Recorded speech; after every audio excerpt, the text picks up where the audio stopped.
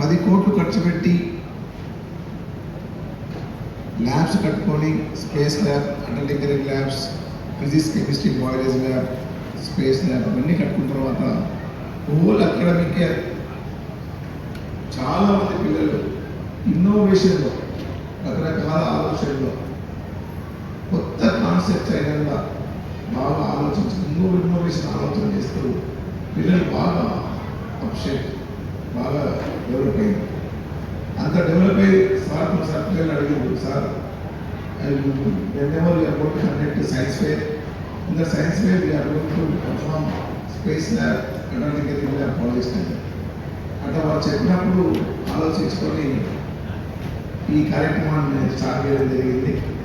ఈ కార్యక్రమం స్టార్ట్ చేసుకుంటా ఆలోచించుకుంటా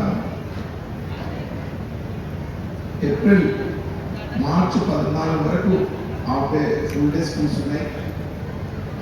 ఆ ఫుల్ డే స్కూల్లో అకాడమిక్ సైడ్కి ఎక్కడ డిస్టర్బెన్స్ కాకుండా అన్ని ఆలోచన చేసుకొని పక్కబందిగా ప్రణాళిక తయారు చేసుకొని ఆ ప్రణాళిక అనుగుణంగా 16th రోజు హాఫ్ డే స్కూల్ అప్పుడు మీటింగ్ కండక్ట్ చేసి ఇట్లా అనుకుంటున్నట్లు చేయాలి. And give only 6 days time.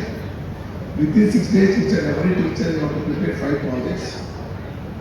And already from 3 months to dance పీరియడ్లో ప్రతి వారం ఒక డ్యాన్స్ పీరియడ్ పెట్టినప్పుడు డ్యాన్స్ మాస్టర్ చెప్పడం జరిగింది. ప్రతి క్లాస్లో ఎంతమంది పిల్లలు ఉన్నారో అంతమంది పిల్లలకు డ్యాన్స్ నేర్పియండి. ఆ డ్యాన్స్లో ఎట్లా